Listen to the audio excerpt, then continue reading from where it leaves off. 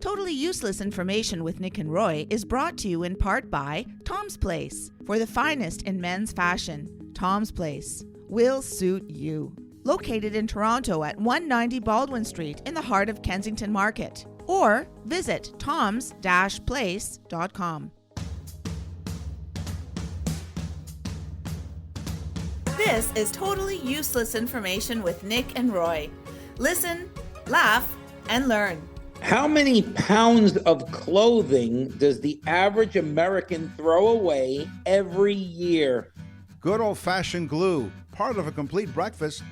Hi, I'm Nick. And I'm Roy, and we scoured the internet to find out useless information for you. Plus, we'll open up the mailbag, and in the news, he broke into houses to steal what? Totally useless information. It's everything you never needed to know. You're eating glue again for breakfast, Nick? Plus, we have some exciting news. Welcome to the Totally Useless Information Fashion Show. I like her voice better than yours. Yeah. We're really excited because we have a brand new sponsor, and we're starting off our show with fashion because our new sponsor is Tom's Place. We'll tell you all about it a little bit later on. But first. Yeah, Tom's Place is the bomb, folks. It is. Trust me. The good You'll one. be excited to hear about this. The good bomb. So here's my first fact. Okay, now you're listening to Totally Useless Information with Nick and Roy. You know that already. And some people say, well, we're just a bunch of Crocs. But you know what? How about this? How about Croc cowboy boots? What? The Pioneer Woman, the comfort shoe company, has officially released their most controversial product yet in the form of iconic clog gone country. Okay? Yeah. The Crocs Classic Cowboy Boot is complete with a signature Croc skin texture, metallic Western-inspired embroidery details, and even a removable spinning spur on the backstrap. The old backstrap spinning spur. That's right. It's removable. Now, you'll get the same comfy feel as the classic Crocs. Do you own a pair of Crocs, by the way? I have a number of Crocs that I wear. I normally do my lawn in Crocs. You do? Okay. Would you sport some cowboy Crocs? No, I don't think so. Plastic cowboy boots? Yes. Come on, you get the same comfy feel as classic Crocs thanks to their cross-slide footbeds as well as vent holes for breathability, according to their ad. Plus, each pair includes a Croc Star Gibbets charm and a 2023 Cowboy Duke Gibbets charm, just because you mentioned cowboy Croc boots. Yeah. I have a pair of alligator boots, and boy, was that alligator surprised. You know, the average person, get ready for this one, wears 20% of their clothing 80% of the time. Oh. That means 80% of their clothing is pretty much either worn very, very rarely or never worn at all. Or my naturalist friends who wear 0% of their clothing 100% of the time. And that's no Croc. By the way, folks, I'm naked right now. Oh, by the way, folks, I wish he were kidding. How about the blazer jacket? Now, I know you drove a blazer when in high school, actually. You had a green blazer, but I'm talking about the blazer jacket. Yes. It's traditionally a thigh-length, double-breasted jacket tailored in either black or navy lightweight flannel. The brass buttons on the sleeves reflect the garment's origins in the late 19th century with British boating and cricketing cultures. Worn without matching pants, I said. Not. Okay, now you're probably going to take this as worn without pants. Worn without matching pants. So matching pants would be a suit. That's right. And without wearing pants, well, then you have a lawsuit. We're going to have to ask Tom one of these questions, Probably. To be honest. The blazer is looser and less structured around the shoulder and chest than the suit jacket that you referred to. So these are non-matching jackets that go nice, but they call them a blazer jacket. 60% of clothing today is made with plastic-based materials. Oh. So much for the tree-hugging college hippie students. They consume this college group, consumes 60% of the cheaply made clothing in the world. Really? Can you imagine? So, for their big deals with their environmental stuff, Yeah. they're actually wearing more clothing that has more plastic in it than cotton, which, of course, the cotton clothing is more biodegradable. See, this does not make any sense to me because they're banning all kinds of plastic bags because it ruins the environment, and yet they're Yeah. walking around in plastic. Yeah, yeah. I think for the sake of the whole world, they should think about wearing plastic bags over their heads. How about a brown paper bag? He was known as a two-bagger. That too. Okay. How about nothing more biodegradable than a paper bag? No, not at all. Ask any tree. Cuffs on your shirt dictate the formality level of that shirt. Cuffs with links are the most formal in the fashion world, with those with buttons are the least formal. And I don't know, you're a pretty dapper kind of guy. Have you ever heard of the expression, Roy, show some linen? Yeah, that's so when you see the cuff at the outside of the suit jacket. That's right. So when the cuff can be seen while wearing a jacket sleeve. The phrase came about. I think it's what, a half inch. Doesn't say exactly, but the phrase came about because shirts were first created from linen. So through time, shirts were made from different materials, including cotton and now plastic, as you've indicated, Yeah, plastic, polyester, yeah, and that kind of stuff. So so showing some linen means you're absolutely right that you're showing some of the sleeve outside, some of your shirt rather outside of the sleeve. I have 28 suits and or jackets. You do 28. You counted them. It's actually a joke with my show. For people that know me, I'll start my show off saying I'm wearing number 22. Something like that. Now, for those of you who don't know exactly what Roy's talking about, you're not alone. What he's talking about is Roy lives in the southwest part of Florida, and he also sings. Not only does he show some of his talents here at Totally Useless Information with Nick and Roy, but he's also a quite a talented singer.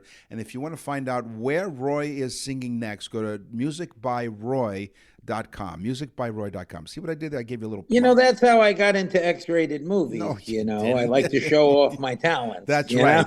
Showing more than your linen, so to speak. Yes. Usually you had to pay $5 to get into those X-rated movies, but I got in for free. I'm dating myself. $5. Yeah. Dating yourself. Yeah, because no one else would. Yeah.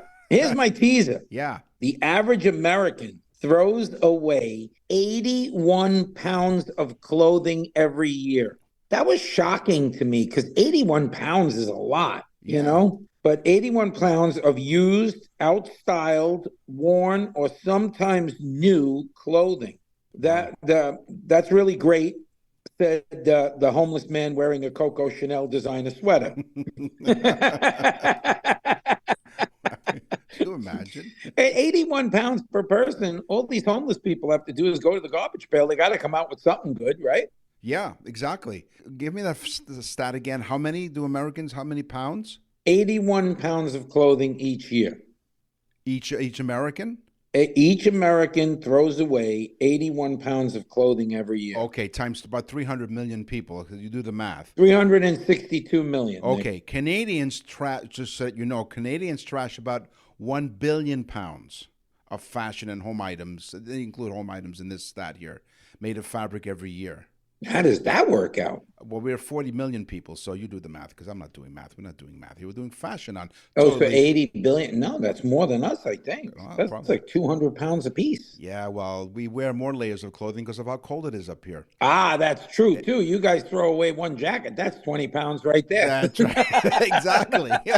It's not volume, it's by weight. Yeah. Now, it's like, here's a bag of toques. So, and you say that you have how many suits? 28 suits, and yes. of all the shirts and counting, and of all the well, when you visit Tom's Place, you'll have a lot more. Do you have any shirts that are monogrammed? The cuffs are monogrammed. I do not. Although I think that looks pretty cool. It does. Well, when you monogram the cuffs, they're usually placed on the left side. And some say I didn't know that. That is to avoid getting distracted when shaking hands with your right hand, usually, right? In the old days, monograms on cuffs were hidden and also placed on the left. So they kind of hid them all together because they didn't want people to be distracted. It's like, okay, what's your name? What are your initials? They're made solely for identification purposes when you take them to the laundry. Yeah, I tell you the truth. I think it's wonderful to monogram clothing. In high school, I had because you want to show it off, Yeah. So in high school, I had monogrammed underwear. Yes. And people thought, what size is RL? No, they were like, no, but that was because I wore Ralph Lauren. Oh, mine see. had Yeah. mine had BR, BR. Big Roy. Right. Sounds like a candy bar. Do you have one more fashion? I do. Yes. The fast fashion industry. I didn't even know there was a such thing. Okay. But because of these college hippies, Wow. because of the young people, they have a new industry called fast fashion. In other words, cheap clothing targeted exclusively to 18 to 24-year-olds. Could you Wow. imagine this? Jeez. Yeah. The least working population in the country is 18 to 24. The largest credit card debt in the country is between 18 and 24. Wow, no fooling. Jeez. Oh my God. Yeah. So they're targeting cheap, expensive clothing to the 18 to 24-year-olds who apparently need to take a class in college called Thrifty Economics. With a cover charge. Hey, thanks for joining us here on Totally Useless Information with Nick and Roy. 72 countries around the world, even in countries where they don't even speak English, like I don't. And if you go to our website, nickandroy.com, you can check out the Nick and Roy store. Tell them, Roy, why they need to go to the Nick and Roy store. You need to go to the Nick and Roy store for a number of reasons. Number one, you can listen to all the episodes. You can binge listen and catch up on 200 some odd episodes. But you go to the Nick and Roy store and you go to birthday messages, click on it. You're gonna, let me tell you, if you have somebody that you say, oh, I don't know what to get them, you get them a birthday message. We do different messages, of course, and you can hear them. Click on it. It is the best gift ever. It's inexpensive. It's fantastic. Check it out, nickandroy.com. You're listening to Totally Useless Information with Nick and Roy. And we want to welcome aboard to our family here of Totally Useless Information, although this will be quite useful. He owns a clothing store here in Toronto where I am. And so the next time you visit Toronto, you have to check out Tom's Place. Why, Roy? I'll tell you why. Tom's Place is something special. First off, his selection of clothing is amazing. The quality of the clothing is amazing. The people at Tom's are so knowledgeable about clothing. That's another thing. You walk in there, they know exactly what to get you size-wise. They know what the fit's going to be on certain brands of suits and so on. They really are, and not to mention prices. You've got to go to Tom's Place. If you're going to buy clothing, you need to go to Tom's Place. Now, Tom's Place is open for business and, more importantly, on sale every day. So if you want to call them at 416-596-0297, 416-596-0297, or check them out on their website, which is toms-place.com, toms-place.com. Or you can visit our website, nickandroy.com. You can click on his logo, and you can find out about specials and store hours. Now, Tom has an incredible method. Like, he's at the cash at the front. You go do your shopping, and you're right, the staff is knowledgeable, and then he stands there at the cash register. He will take the money right off there. As he likes to say, Tom stands for take off more.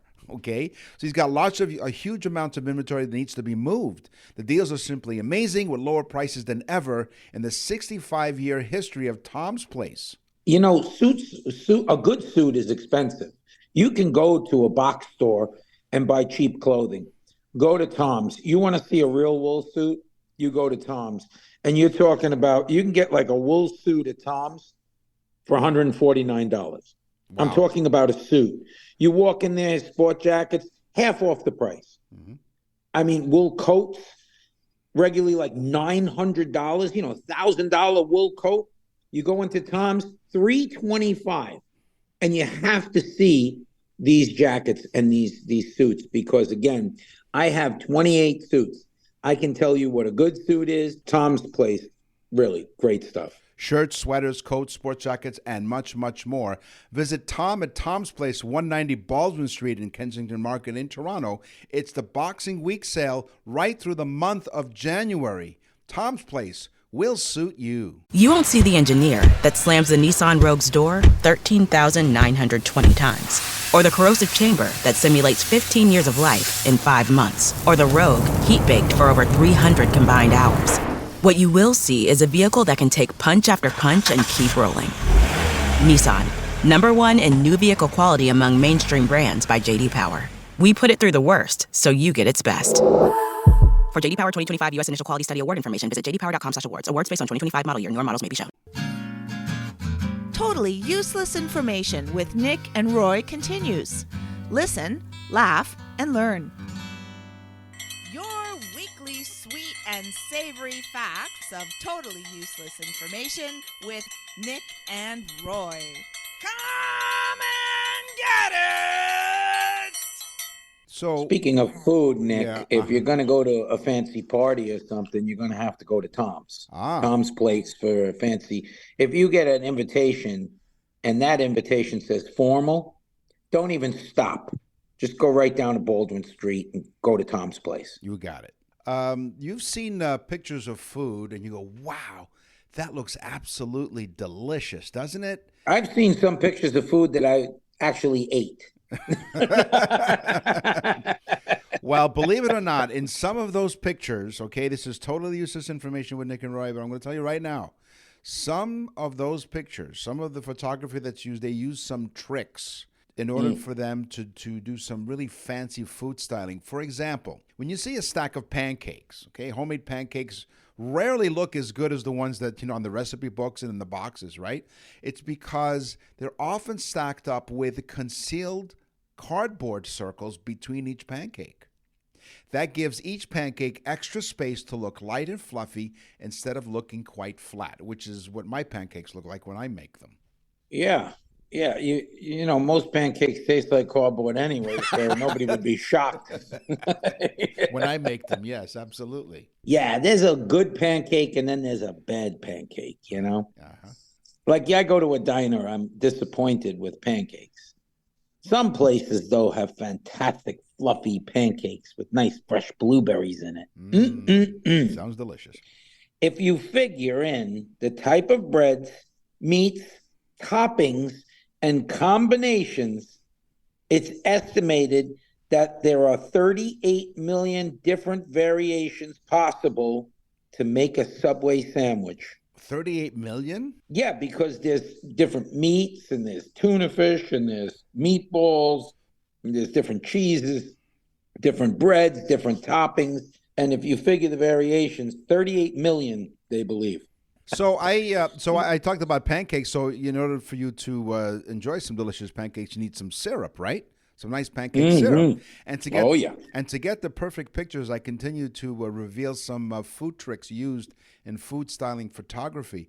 To get the perfect picture of maple syrup drizzling down the side of cardboard pancakes, professionals use engine oil. Most food photographers actually use engine oil to drizzle over the pancakes as it doesn't absorb. If you're using fruit, try keeping it in place with toothpicks so they are beautifully balanced on the pancakes. But that syrup is none other than engine oil. This is unbelievable. So you got cardboard, engine oil, and toothpicks. That's right. This is a scary thing of pancakes. It is. All right, you're going to love this one, Nick. Yeah. What is the traditional Christmas dinner in Japan? Sushi. No. Originally, it was turkey, but it became very hard to get turkeys. Right. So get ready for this. It's called Karasumu ni wa Kentaka. Karasumu ni wa Kitaki. That rolls off the tongue, doesn't it? With a stud in it. Yeah. Karasumasu. Right, see? You have to say it with a little bit of like emphasis. Seriousness. Yeah, if you don't. Karasumasu. Right. Ni wa Kitaki. Otherwise, it doesn't sound like Japanese at all. That translates to Christmas dinner at Kentucky Fried Chicken. Really? Get ready. The number one tradition in Japan right now is Kentucky Fried Chicken for dinner. By the way, Japan, it's not an actual national holiday, Christmas. No. And like in the United States, think about it. If you burn the meal on Christmas Day, Yeah. you know you're eating Chinese food, right? That's right. Yeah, exactly. It's the only thing that's open. I think in North America, because up here in Canada, the same thing. Either that or Swiss Chalet, which is like a chicken rotisserie place. Now that we're dropping names here. Wow. So Kentucky Fried Chicken is the number one food on Christmas Day, and not a holiday. Okay. Interesting. Karasumasu niwa Kentucky. Kentucky. Would you like Can you imagine? Would you like some wasaki with your Kentucky? That was their media slogan. It means Kentucky for Christmas. Right. Okay. There you Yeah. go. Thank Yeah. you. So here's my teaser. Milk is rarely used when photographing cereal because it makes the food look mushy. What they use instead is glue. This is because it helps to balance each wheat biscuit or cereal item on top. Milk tends to cause the cereal to look soggy, whereas glue holds the cereal right in the surface and keeps it looking crisp and much better on camera. I found it works better than Viagra as well. You wouldn't want a soggy looking one now, would you? No. In 2008, Domino's came out with an oven-baked sandwich. Oh, They wanted to compete against Subway, who was doing really well in 2008. yeah. So they came out with an oven-baked sandwich to try and compete with them. If you wanted to get a free sandwich, this was the media campaign. If you walked into Domino's with a driver's license with the name Jared on it, they would give you a free sandwich. Really? Wow. Yes, or in the case now, you can bring your probation papers and they'll give you a free sandwich. That's right. Along with your truant officer. I think Domino's should just stick to pizza, okay? I mean, the sandwich thing didn't work out for them either. So. I don't think so. Another item, another way that they trick you when you're watching this, looking at this beautiful ad, in terms of ice cream. Now, there are many different recipes to make fake ice cream because you would think, I mean, obviously, ice cream would melt, right? Because it takes a long time to get that perfect shot. So they don't use actual ice cream. They have many different recipes to make fake ice cream. The easiest one requires you to substitute ice cream with mashed potatoes. Ooh, that makes sense. Then add some food coloring depending on the flavor of the ice cream that you want to mimic. And voila, you have fake ice cream, but it's mashed potatoes. You know, if you wanted to be completely honest, you could just have mashed potato flavored ice cream and then you wouldn't be lying to the people. Yeah. Boy, that's how my brain works. Yes, it is. Yes, completely mashed. You can't pull one over on me, you know? That's because my brain is baked more than the potato. All right, Cinnabons. Yeah. You like them? Oh, thanks. I didn't realize you thought of me that way. Oh, Cinnabons. I'm asking you, Cinnabon. Yes. do you think they're delicious, right? Oh yeah, absolutely. Especially when you walk through this, like you walk through the mall, or here in Toronto, Union Station, they have a couple. There's a Cinnabon place there. Oh my gosh, I don't even take the train. I just walk through there just to smell the delicious cinnamon. Why do you ask?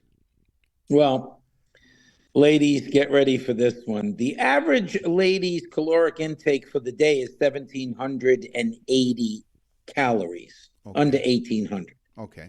One Cinnabon has 890 calories. No. Half a woman's daily intake. No. Wait, Nick. Do not speak yet. Okay. It gets better. All right. 36 grams of fat. Oh.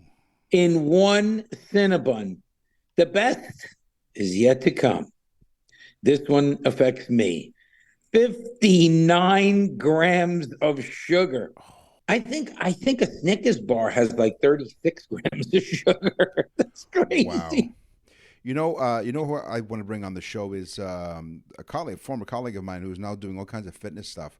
His name is Joey Roselli. He's really good. He's actually what I consider a food Joey Roselli, he's a nice Irish guy. Yeah, he is. He is from Montauk.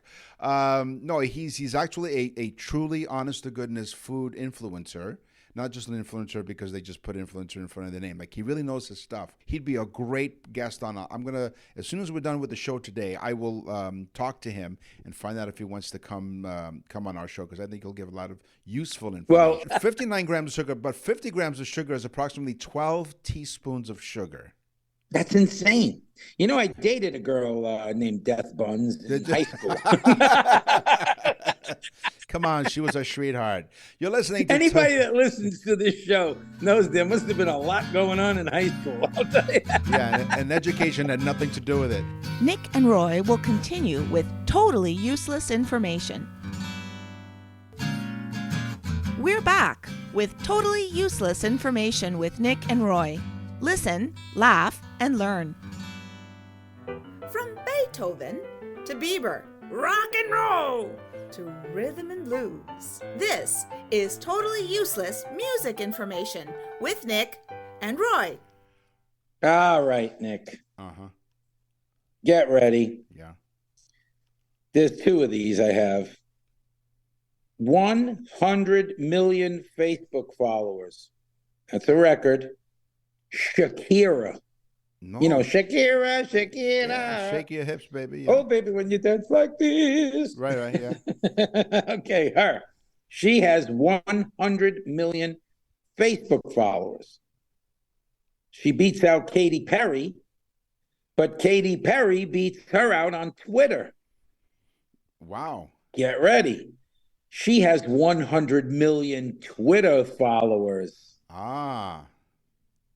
Mm-hmm. So recently, Shakira admitted to tax fraud in a long-running case in Spain, and she got a suspended sentence.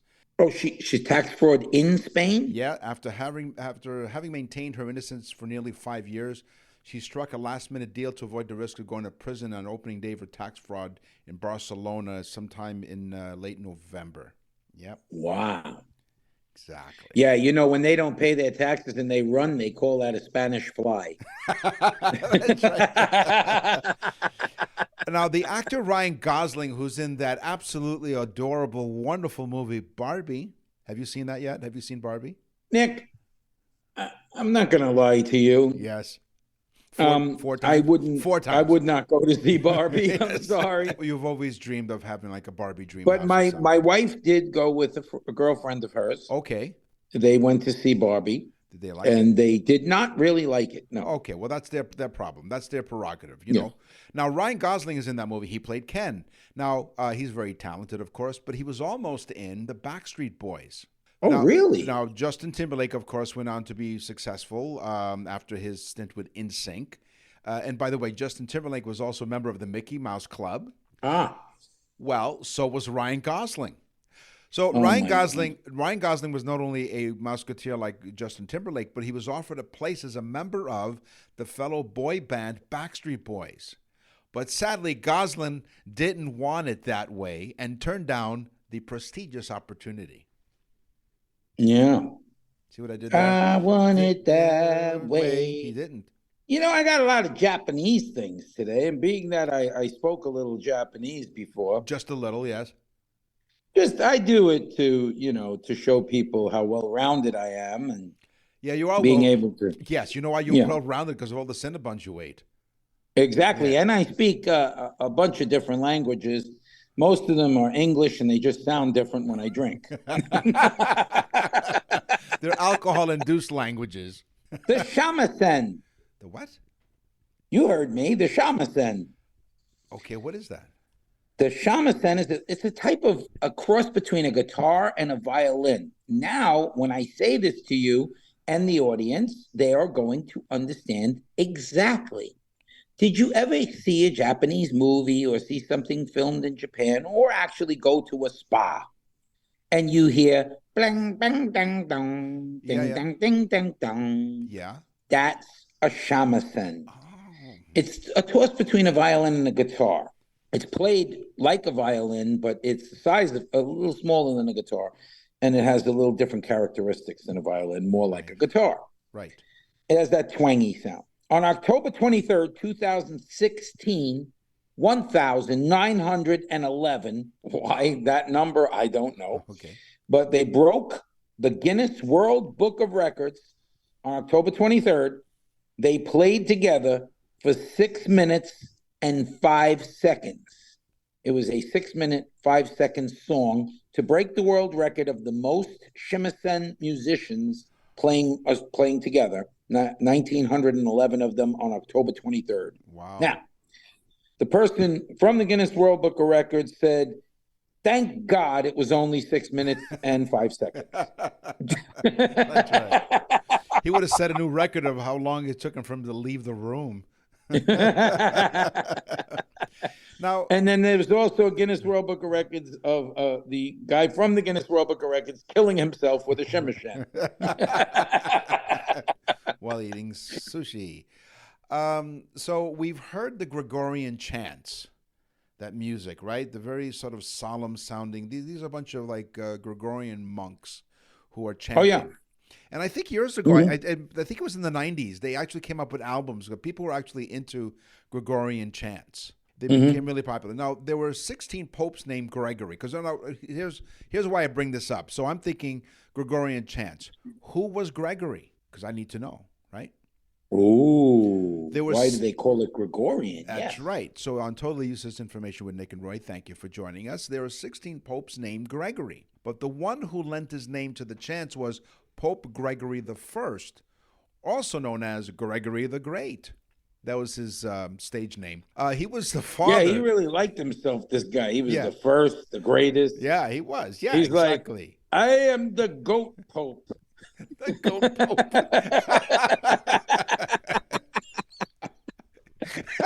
Dominos Deus, I am the goat. Dominos Deus, bah. So you know what? Listen, yeah, you're right. He is full of himself. Gregory the Great, Gregory the First, like you say often. He's not conceited. He's convinced. He was the father of the medieval papacy and a tremendous influence on this time. Gregory chant proper is a body of music, purely vocal, that evolved from the papal choirs of the 5th and 6th centuries. So it has some history. It was codified in the time of Gregory I and stands as the basis for all Gregorian music. So everyone else thinks that Gregory was great, the goat. Gregory the goat. You know, that's amazing that almost every society and every religion has a chant, and they're very harmonic. Yes. You know, and remember when we were kids in high school and you'd make that noise like, and then the next person would do it and you couldn't tell where it was coming from because of the harmonics of it, you know? Yeah. And that's a chant. That's the same thing. Oh, manapamion. Oh, manapamion. That's a chant. That's a Gregorian chant, I believe. There it is. Okay. Singing in a group. Which Nick and I are very familiar with because in high school, Nick and I both sang in the chorus. Dr. the or Zick. Choir. That's right. Whatever you want. Dr. the Zick. Shout out to Dr. the Zick. Researchers have discovered that singing in a group provides physical and emotional benefits. It rises your spirit and mood through the fact that it releases large quantities of oxytocin, the feel-good hormone. Which is amazing. So it's two things, singing in a group and sex. No. Now, if we could just sing and have sex at the same time, we'd be really excited. Oh, yeah, exactly. And it involves a goat. Yeah. And it involves a goat. Oh, Manapamion. Now, this is what I call not weird at all. Weird Al Yankovic. Okay, he's the guy with the... personally, I think he's quite brilliant. I mean, some of his songs are like, meh, but he's quite brilliant with some of the parodies that he's made famous for. Remember the Beat It, Michael Jackson? He had Eat It, Eat It, Eat It. That's right, yeah. So Weird Al Yankovic received a bachelor's degree in 1981, a bachelor's degree in architecture. Oh, really? He also served as valedictorian of his high school at age 16. So not weird at all. No, he's a pretty smart guy, I guess. Yeah, weird but smart. 5% of the world's population feel absolutely nothing when they hear music. Really? 95% of the population feels something, a thought, a memory, a feeling, like feel good, feel sad, remembrance, memories, right? Yeah. 95% of people that hear a song think of when they heard that song. Right.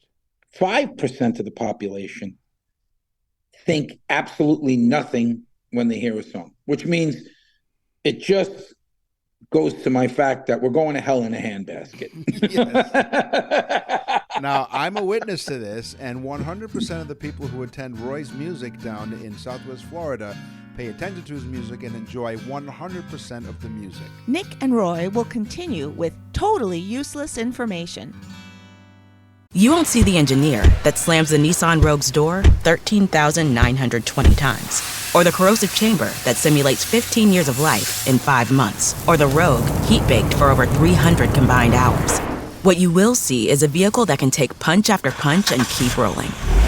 Nissan, #1 in new vehicle quality among mainstream brands by J.D. Power. We put it through the worst, so you get its best. For J.D. Power 2025 U.S. Initial Quality Study Award information, visit jdpower.com/awards. Awards based on 2025 model year. Newer models may be shown. You're listening to Totally Useless Information with Nick and Roy. Listen, laugh, and learn. Hey, thanks for joining us here on Totally Useless Information with Nick and Roy. 72 countries around the world, even in countries where they don't even speak English, like I don't. And if you go to our website, nickandroy.com, you can check out the Nick and Roy store. Tell them, Roy, why they need to go to the Nick and Roy store. You need to go to the Nick and Roy store for a number of reasons. Number one, you can listen to all the episodes. You can binge listen and catch up on 200 some odd episodes. But you go to the Nick and Roy store and you go to birthday messages, click on it. You're gonna, let me tell you, if you have somebody that you say, oh, I don't know what to get them, you get them a birthday message. It is the best gift ever. It's inexpensive. It's fantastic. Check it out, nickandroy.com. What's in the mailbag? What's in the mail?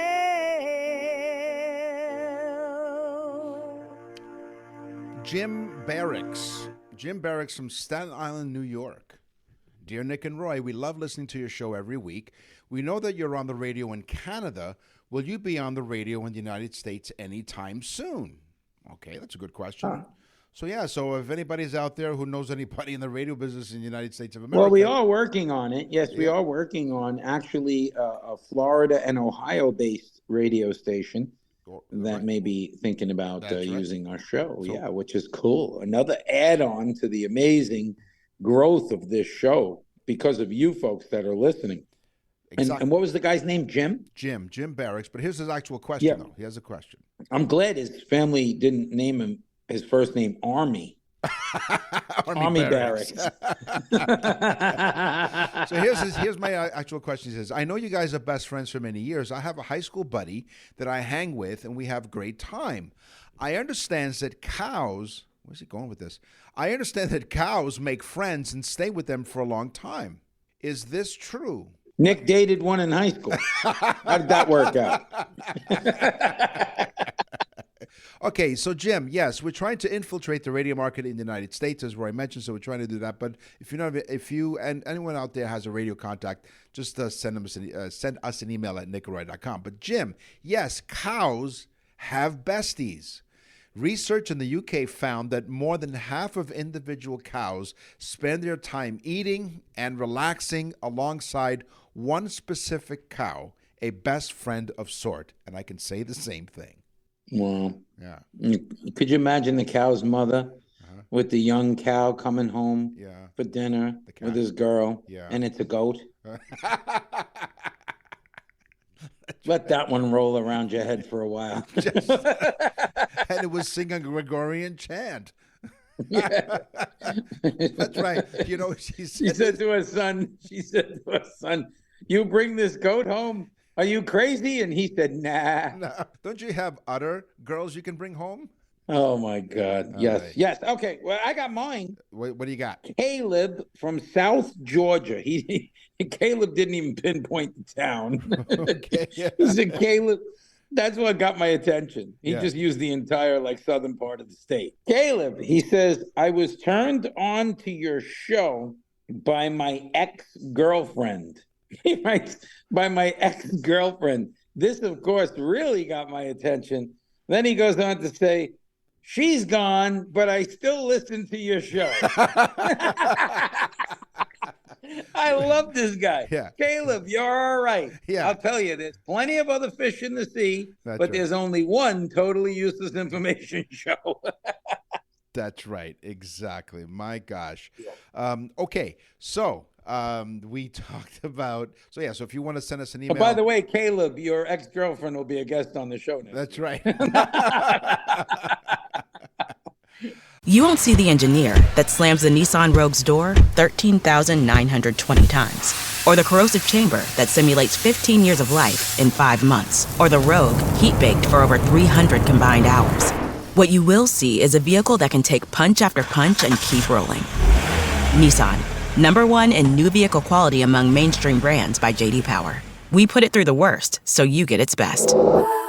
For J.D. Power 2025 U.S. Initial Quality Study Award information, visit jdpower.com/awards. Awards based on 2025 model year. Newer models may be shown. On the show today, we talked about fashion, we talked about food, we talked about music. It's time for the news. And now, from around the corner and around the world, this is TUI News.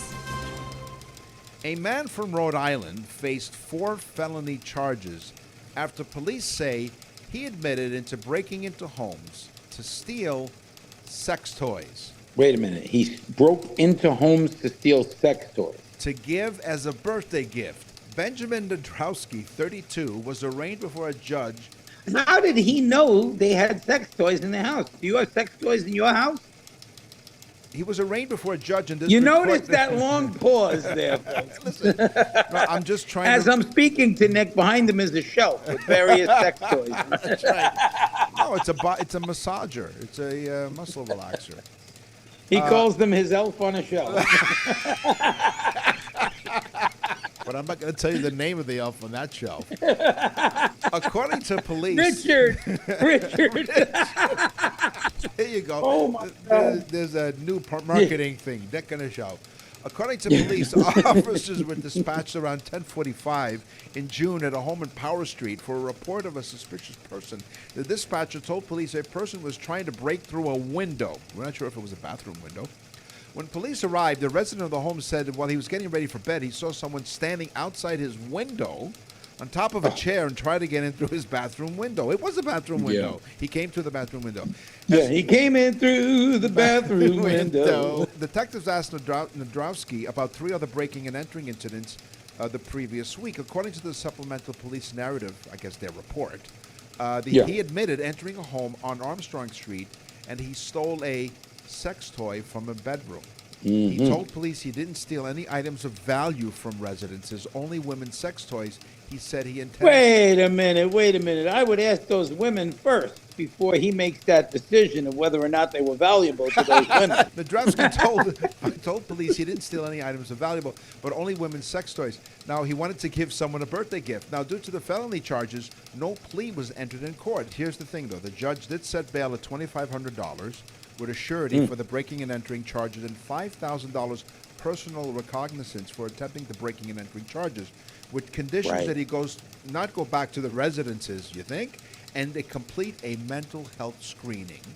That's right. And upon sentencing, he was sentenced to a week's stay in Dildo, Newfoundland. This guy went ahead in 3 places, 2 successfully, right? Right. And 1 attempted. Right. My question is, did he just randomly break into places in the hopes of finding sex toys? Where is this, Nick? Where was this? This was in, let's look at the Dateline, Providence, Rhode Island. Okay, so the people of Rhode Island must be buying way too many sex toys because this man literally randomly broke into homes and left with sex toys just so he could fit through the small part of the window, he'd lube himself up. So he was And sent. so that they couldn't find out who he was, he wore 10 condoms, one on each finger. Wow. No prints, sir. No prints. That's all the time. No prints, but there's these rib marks all over the place. So yes, he was sentenced to a week in Dildo, Newfoundland. No. He was sent off to Ramsey's prison. That's all the time we have for this week's episode of Totally Useless Information with Nick and Roy. Thank you very much for joining us. Week after week, we truly do appreciate it. We will scour the internet as we always do to find out more totally useless information just for you. Yes, go to nickandroy.com and visit the whole website. You're going to really like it. Take a look at the newsletter thing, too, because that's really cool. And sign up. Sign up on the website. I'm Nick. And I'm Roy. Thanks for listening. Totally Useless Information with Nick and Roy was brought to you in part by Tom's Place. For the finest in men's fashion, Tom's Place will suit you. Located in Toronto at 190 Baldwin Street in the heart of Kensington Market. Or visit toms-place.com.